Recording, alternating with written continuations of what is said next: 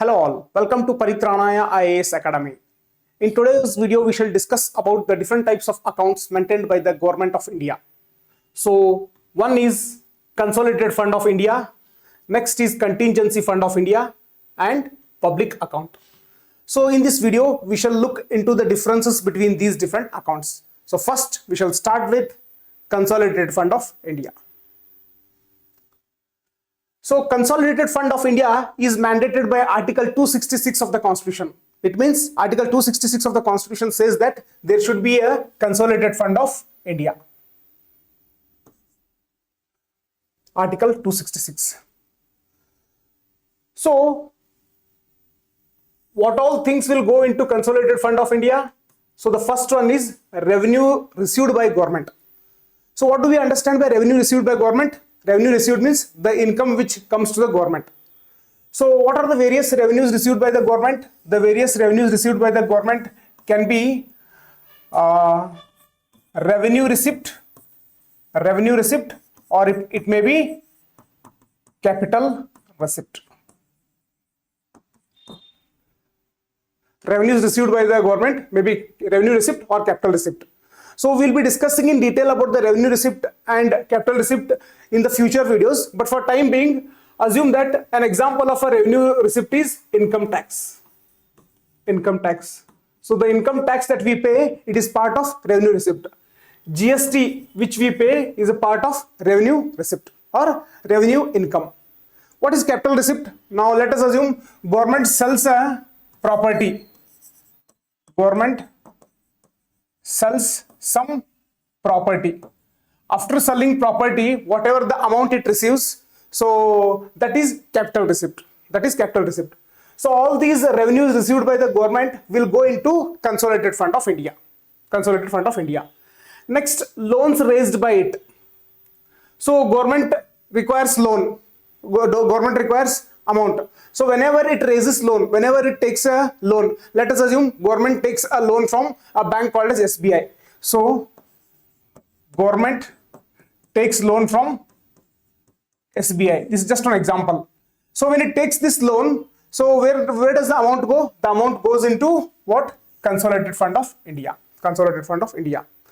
Next, recovery from receipts of loans granted by it. So government, we have seen that government has taken the government takes the loan, but sometimes government also gives loan. So let us assume central government has given a loan to a state government. Let us assume Karnataka as a state. Karnataka as a state. Now, after some time, Karnataka will return back the loan amount. Whatever it has taken, it will return. So whatever the amount the Karnataka government is returning, so where it will go? It will go into the Consolidated Fund of India. Consolidated Fund of India. Next, all expenditure of government incurred from it.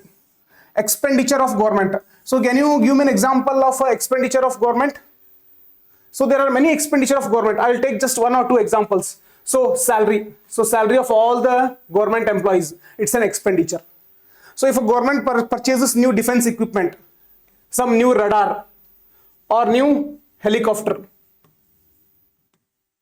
or let us assume government builds a new hospital or new school.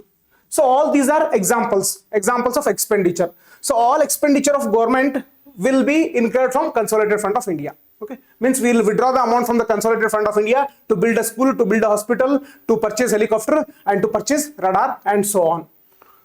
Very important. Next is no withdrawal without parliamentary authorization. It means whenever we are withdrawing amount from the Consolidated Fund of India, we require parliamentary approval. It means Parliament has to give its permission. So here Parliament in general and Lok Sabha in particular. So when it comes to money, Lok Sabha enjoys more power among the parliamentary groups, that is Lok Sabha and Rajya Sabha. So when I say no withdrawal without parliament authorization, so here parliament means we should assume Lok Sabha. So whenever we want to withdraw the amount from the Consolidated Fund of India to purchase a new helicopter or radar, or to build a hospital or to build a school, then we require Lok Sabha's permission. We require Lok Sabha's permission. So this was about Consolidated Fund of India. Next we shall discuss about Contingency Fund of India. Article 267 of the Constitution mentions about the Contingency Fund of India. So it is at the disposal of the President. It means unlike the Consolidated Fund of India which we saw, so in Consolidated Fund of India, whenever we want to withdraw the amount, we require Lok Sabha's permission. But here, in order to withdraw the amount from the Contingency Fund of India, we do not require Lok Sabha's permission. Then whose permission is required? President's permission. So if President says that amount has to be withdrawn from the Contingency Fund of India, then we can withdraw the amount. So it lies at the disposal. So whenever President wishes, he can withdraw the amount from the Contingency Fund of India. Why do we have such a provision? We have such a provision because to facilitate an urgent unforeseen expenditure by the government pending authorization of Parliament. Okay. Now, unforeseen expenditure. Assume that all of a sudden there is an earthquake. All of a sudden there is an earthquake. And to handle this crisis, we require money. And as we require money, we do not have time to call all the Lok Sabha members and take their permission to take that money and use it for the earthquake purpose. So all of a sudden, for emergency purpose, we require money. So when we require money at that time, we should be able to get access to that money. So that is why we have Contingency Fund of India. So immediately what President will do? President will withdraw the amount and give it to you. You can use it in the earthquake crisis situation. Okay, sorry, crisis situation. So pending authorization of Parliament. It means once the Lok Sabha meets, earthquake is over, next crisis handling is over. Afterwards, when the Lok Sabha meets, so what happens? Amount will be transferred from Consolidated Fund of India to Contingency Fund of India. Okay, Contingency Fund of India. So here, Contingency Fund of India, always it needs to maintain 500 crores. It needs to maintain always 500 crores. So let us assume the earthquake has taken place and all of a sudden President has authorized to spend what? 200 crores. 200 crores. So out of 500 crores, only 300 crores will be left over here. Okay, only 300 crores will be left over here. But once the Lok Sabha meets, so it has to make it 500 crore. So what the Lok Sabha will do? It will transfer 200 crore from the Consolidated Fund of India to Contingency Fund of India. So 300 plus 200, again back it will become 500 crore. Okay, 500 crore. So here, ex post facto approval to transfer amount to it from Consolidated Fund of India. So we have utilized the amount ex post facto. Later on, we will be transferring the amount from Consolidated Fund of India to Contingency Fund of India. Okay, Fund of India. So here we saw about Contingency Fund as well as prior to that Consolidated Fund of India. Next, we will be looking into public account. Okay, so this is a third type of account which is maintained by the government. It is called as public account and it is mandated by Article 266 of the Constitution. Article 266 of the Constitution. So in this account, what all fund will be maintained? Money held by government in trust. Okay, so some money which will be held by the government in trust is part of the public account. Public account. Next, provident funds. Example, public provident fund. So a person who will be working in an organized sector. So every month some deductions will take place from his salary as part of the public provident fund. Okay, public provident fund. So this fund he will get it when he retires. Okay, when he gets retired, so he can use this public provident fund. So such public provident funds, so initially every month when you deposit, so where they'll go? They'll not go into Consolidated Fund of India. Instead, they'll go into public account. Public account. Next, all the small savings collections will go into public account.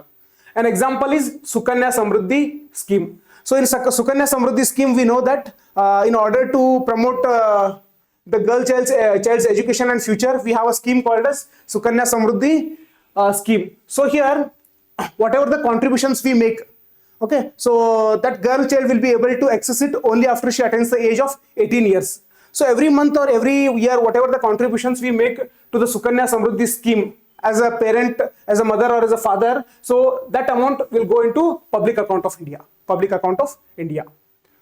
Next, apart from this, income of government set apart for expenditure on specific objects such as road development, primary education, and other reserve special funds, etc.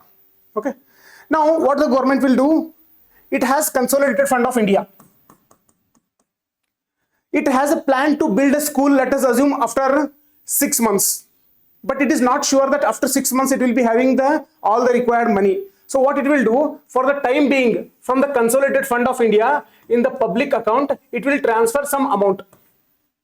So why it will transfer? Because after 6 months I may not be having sufficient amount to build a school. So what I will do, I will transfer 300 crores to build school. Means I'll keep it as a reserve in public account. Okay, public account. So income of government set apart for expenditure on specific objects such as road development, primary education. So I took primary education and as an example, and I have transferred 300 crores from Consolidated Fund of India to public account, so that later on I can use the same fund for building school. Next, very important. So we have seen that in case of Consolidated Fund of India, we require Lok Sabha's permission in order to withdraw the amount. In case of contingency fund, we saw that Lok Sabha's permission is not required. It is at the president's disposal. Whenever president feels that he should withdraw amount, he can withdraw the amount, and later on when the Lok Sabha meets, amount will be transferred from the Consolidated Fund of India to contingency fund. But in case of public account, do we require parliamentary permission? There are two different provisions. There are some things for which permission is required, and there are some things for which permission is not required. So funds not requiring parliamentary approval for withdrawal. So there are certain funds in the public account which do not require approval. Which are those funds? That do not belong to the government and has to be paid back finally to the person and authorities who have deposited them. For example, let us consider this Sukanya Samriddhi scheme. So who has donated the amount to this? Who has contributed amount to this? The parents of the girl child. So once the girl attains 18 years, so what happens? She can go and she can withdraw the amount from the Sukanya Samriddhi scheme for education or other expenses. So when she demands it, when she wants to withdraw the amount, at that time, the withdrawal of the amount from the public account does not require Lok Sabha's permission. So this is an example here. Funds requiring parliamentary approval for withdrawal. CFI to PA transfers, actual expenditure on the specific object.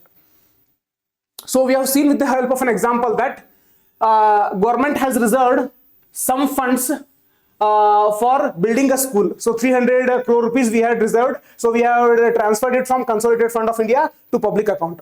So when we were transferring the amount from Consolidated Fund of India to public account, so here do we require Lok Sabha's permission? Yes, we require Lok Sabha's permission. Now later on, after 6 months, when I want to use the fund which is present in the public accounts actually to build the school, means I want to use this 300 crores. So these 300 crores have to be withdrawn from public account. I want to withdraw it. At this point of time, do I require Lok Sabha's permission? Yes, I do require Lok Sabha's permission. So here we saw that there is certain fund in the public account for which parliamentary or Lok Sabha's permission is not required, whereas there are certain funds in the public account for which Lok Sabha's permission is required. Okay. So in this video, we discussed about the Consolidated Fund of India, Contingency Fund of India, and public account. In the subsequent videos, we will be discussing about the other topics of economics. For all our further updates, subscribe to our channel and hit on the bell icon. Thank you.